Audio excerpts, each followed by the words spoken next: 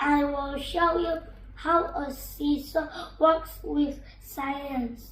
Look, I put one toy on this side. This side goes down because it's heavy. Now I put another toy here.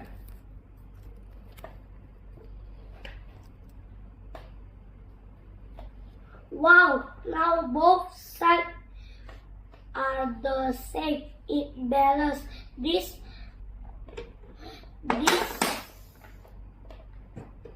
This one is heavy, so it goes down. When we move the heavy object closer to the middle,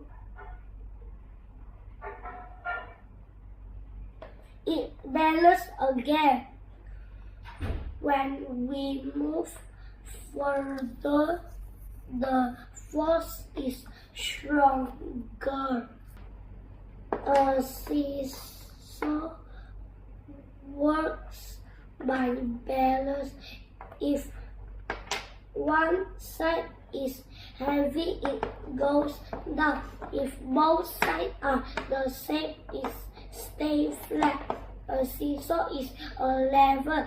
It teaches us about force, balance, and with science makes playtime fun. Thank you for watching. Bye bye.